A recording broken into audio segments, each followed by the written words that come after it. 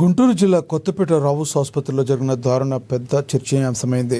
భుజం నొప్పితో ఆసుపత్రికి వెళ్లిన యువకుడు మెడ సర్జరీ తర్వాత ప్రాణాలు కోల్పోయాడని బాధితుడి తల్లి పద్మావతి ఆరోపిస్తున్నారు. వైద్యుల నిర్లక్ష్యమే కారణమని కన్నీటి పర్యంతమయ్యారు.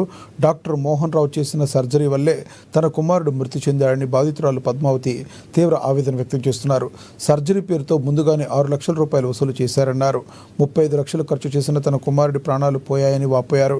నిర్లక్ష్యంగా వ్యవహరించిన వైద్యులపై ప్రభుత్వం చర్యలు తీసుకోవాలని బాధితురాలు డిమాండ్ చేస్తున్నారు.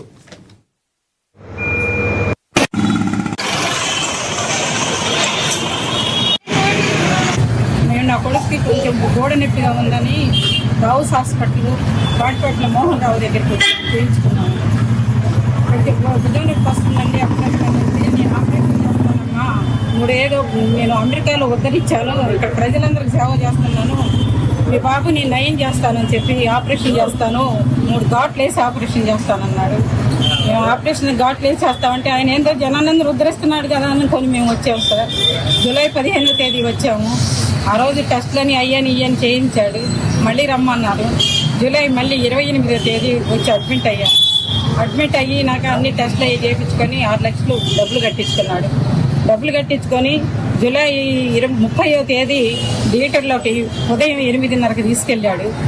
సాయంత్రం దాకా మాకు చూపించలేదు. ఎన్నిసార్లు అడిగినా మాకు చూపించలేదు. రాత్రి 9 గంటలకి ఐసీలోకి పిలిచాడు.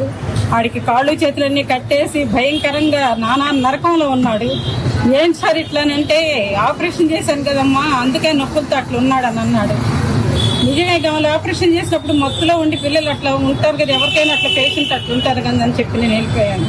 తర్వాత నాకు నిద్ర పట్టక 4 సార్లు నేను వెళ్ళినా కూడా నన్ను ఎలవ్ చేయలేదు. తెల్లవారు బాగా ఎండబడ్డాక వెళ్ళినాక నా బాబు చెప్పి నాకు ఏడ్చాడు, అమ్మ నేను ఇక్కడ ఉండలేనమ్మా, నాకు ఏదో జరగలేదు, ఏదో జరిగింది, నాకు ఏదో ఇబ్బందిగా ఉంది, నేను బతికినమ్మా, నన్ను తీసుకెళ్ళమంటే నాన్న ఆపరేషన్ చేసినప్పుడు అట్నే ఉంటుందిలేమ్మా, 2 రోజులు తగ్గిద్ది అన్నాను. తర్వాత మమ్మల్ని అసలు కలవనీయలేదు తను. ఎన్నిసార్లు డాక్టర్ గారి దగ్గరికి వెళ్ళాలన్నా కూడా ఏదన్నా ఉంటేనే నాకు ఛాంబర్లోకి రాణిస్తాను, లేకపోతే ఎవరిని ఎలవ్ చేయనని చెప్పాడు. తర్వాత బ్లడ్ వాంత్ అయ్యి పడిపోయాడు. నేను చెప్పిన హాస్పిటల్కి తీసుకెళ్తే మీ బాబు బతుకుతాడు, లేకపోతే సీరియస్ కండిషన్ అని చెప్పాడు. కృష్ణా జిల్లా